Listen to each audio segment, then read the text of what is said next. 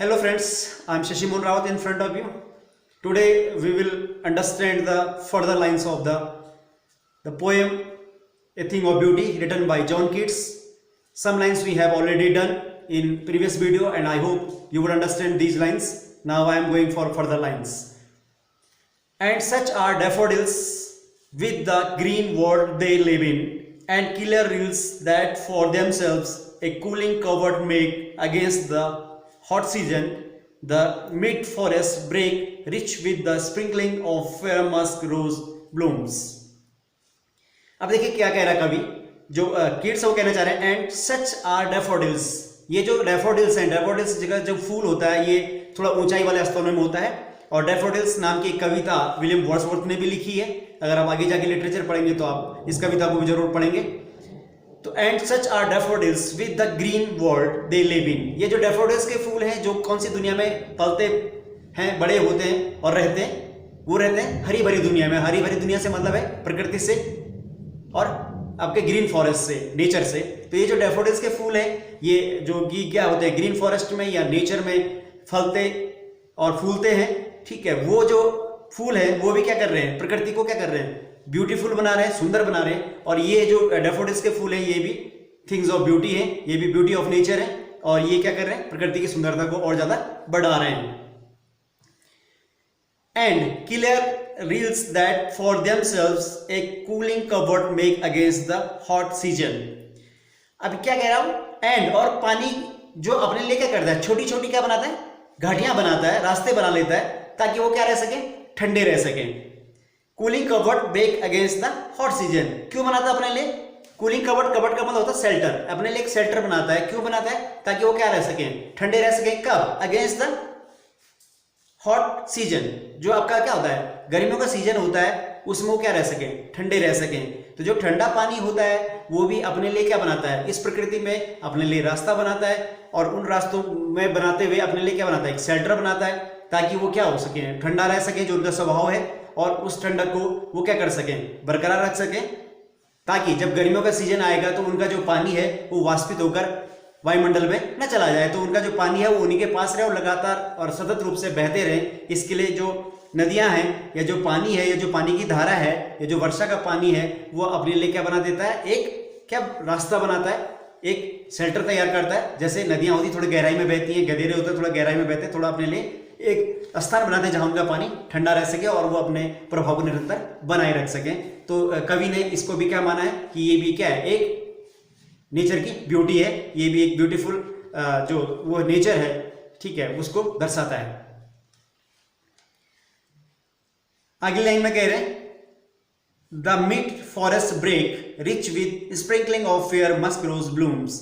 अब कह रहा है द मिड फॉरेस्ट ब्रेक, जो फॉरेस्ट है, जो जंगल है, वो बीच में क्या होता है, उसके बीच में जो खाली जगह है, जो जगह है वहां पर कौन हो रहा है, rich with the sprinkling of fair musk rose blooms. वो जो खाली जगह है नेचर में, वहां पर जो खुशबूदार फूल होते हैं गुलाब के खिले हुए हैं. और वो जो खिले हुए खुशबूदार फूल हैं गुलाब के, वो क्या कर रहे हैं, अपनी जो महक है, अपनी जो खुशबू है उसको क्या कर रहे हैं, महका रहे हैं. उस नेचर को उस अपनी खुशबू से क्या कर रहे हैं, अब उस खुशबू को फैला रहे हैं और उसका आनंद नेचर भी ले रहा है और जो उस नेचर में विचरण कर रहे हैं जीवधारी वो भी उसको क्या कर रहे हैं, महसूस कर रहे हैं. तो इसको भी कवि ने क्या कहा कि ये भी थिंग ऑफ ब्यूटी है कि जो गुलाब के फूल हैं वो भी अपनी महक को बिखेर रहे हैं नेचर में.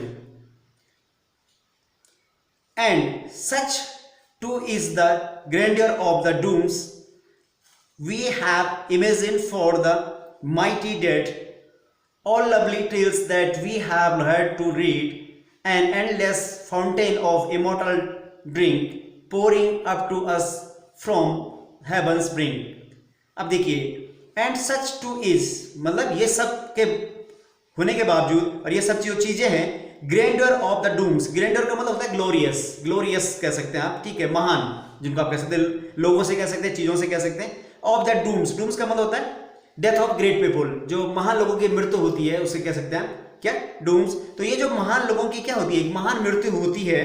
वी हैव इमेजिन, जैसे कि हम क्या करते हैं, कल्पना करते हैं, फॉर द माइटी डेड, उन लोगों की महान मृत्यु के बारे में.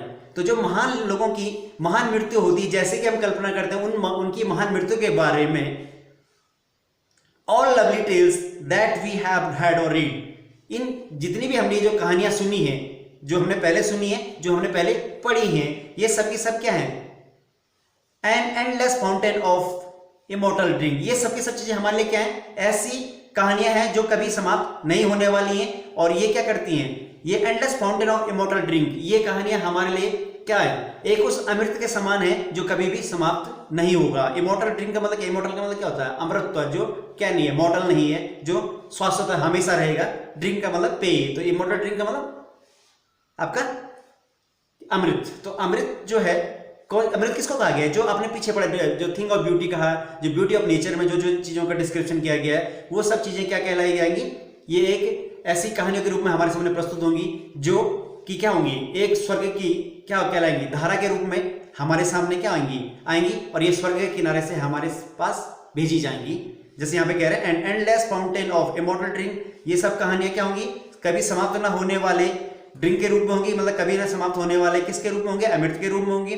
Pouring unto us from the heaven spring। Pouring का मतलब इनका छिड़काव होगा, इन कहानियों का छिड़काव होगा, इस जो अमृत है इसका छिड़काव होगा हमारे ऊपर। हेवंस ब्रिंक, हेवंस मतलब स्वर्ग से, ब्रिंक मतलब किनारा। इन सब चीजों का, कहानियों का छिड़काव हमारे ऊपर कहां से होगा? स्वर्ग के किनारे से होगा। कहने का तात्पर्य कि जब कभी हम इन सब कहानियों को सुनेंगे तो निश्चित तौर पे ये सब कहानियां हमें हेवंस की अमृत के रूप में होंगी, क्योंकि ये हमें हमारे नेचर के बारे में बताएंगी, हमारे नेचर के को बताएंगे कि हमारा नेचर जो है कितना पावरफुल है, कितना स्ट्रॉन्ग है, कितना सुंदर है, और ये अपने आगोश में कितने लाखों करोड़ों जीवों को जीवन देता है, उनको पालता पोसता है और उनको जीवन को कंटिन्यू बनाता है। शायद आप लोग इस पोएम को समझ गए होंगे। अब मैं इसके कुछ जो टिपिकल वर्ड्स हैं उनकी मीनिंग आपको बता देता हूं ताकि आपको पोएम को समझने में थोड़ा हेल्प मिले। जैसे यहाँ पे है वर्ड है फॉरएवर। फॉरएवर का मतलब होता है हमेशा। उसके बाद होता है लवलीनेस का मतलब होती है उसकी जो सुंदरता है। इंक्रीजेस का मतलब होता है बढ़ना, इंक्रीज माने बढ़ना। उसके बाद नेवर माने कभी नहीं। नथिंगनेस तो आप जानते होंगे, मतलब कुछ नहीं। कीप माने रखना। बोवर का मतलब होता है सेड, कुंज जिसको आप कह सकते हैं। वाइट माने चुप रहना। उसके बाद आप ड्रीम जानते होंगे, सपना। हेल्थ स्वास्थ्य। ब्रीदिंग, ब्रीदिंग मतलब सांस लेना। मोरो, मोरो का मतलब होता है नेक्स्ट डे या टुमारो। रीडिंग का मतलब होता है बुनना या जोड़ना। इसके बाद स्पाइट का मतलब होता है इन स्पाइट के बावजूद। डिस्पोंडेंस का मतलब होता है होपलेसनेस या डिसअपॉइंटमेंट कह सकते हैं। इनह्यूमन का मतलब होता है क्रूअल, अमानवीय। डेथ का मतलब होता है कमी, स्कैर्सिटी। ग्लूमी का मतलब होता है बुरा, जैसे यहाँ पे ग्लूमी डेज है तो बुरे दिन। उसके बाद होता है डार्कन्ड वेज। डार्क का मतलब डार्क, अंधेरे रास्ते, ठीक है, ऐसे रास्ते जिनमें अंधेरा होता है, मतलब जो स्पष्ट नहीं होते, गलत रास्ते कह सकते हैं, यहां पे सेंस है। सर्चिंग मतलब ढूंढना, सर्च मीन्स होता है ढूंढना। पॉल, पॉल का मतलब होता है डार्क क्लाउड, ठीक है, यहां पर इसका सेंस हो सकता है सैडनेस से। उसके बाद वर्ल्ड है डार्क, इसका मतलब यहां पे सैड से है, और स्पिरिट का मतलब होता है आत्मा, हार्ट भी कह सकते हैं। उसके बाद वर्ड है सेडी। सेडी का मतलब होता है छायादार, छाया के रूप में। बून का मतलब होता है वरदान। इसके बाद डैफोडिल्स एक पुष्प है जो हरे भरे जंगलों में होता है। उसके बाद रील्स का मतलब होता है छोटी छोटी नदियां, जो कह सकते हैं आप, कैनाल, वे, रास्ते कह सकते हैं। इसके बाद जो वर्ड इंपॉर्टेंट है वो है कवर्ड। कवर्ड का मतलब होता है शेल्टर देना, किसी चीज को आश्रय देना। इसके बाद है सीजन मतलब ऋतुएं। उसके बाद आप कह सकते हैं नया वर्ड स्प्रिंकलिंग। स्प्रिंग का मतलब होता है कवर करना, भरा हुआ। उसके बाद होता है फेयर मस्क। फेयर मस्क का मतलब होता है फ्रेग्रेंट, जो होता है मतलब खुशबूदार, जिसको कह सकते हैं। ब्लूम्स का मतलब खिलना। ग्रैंडर का मतलब होता है ग्लोरियस। डूम्स का मतलब होता है ऐसे महान लोगों की मृत्यु जो बहुत महान लोग रहे हों वो। इमेजिन का मतलब होता है कल्पना। माइटी का मतलब महान से यहां पे तात्पर्य, महान लोगों से ही तात्पर्य है। माइटी पीपुल मतलब महान लोग। टेल्स मतलब कहानियां। फाउंटेन का मतलब फवारा।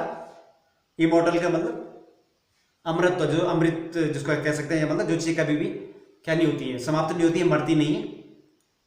पोरिंग मतलब उसका छिड़काव करना। ब्रिंग का मतलब होता है किनारा। तो शायद आप वर्ड मीनिंग को भी समझ गए होंगे। ये कविता आपको समझ में आ गई। Thank you very much.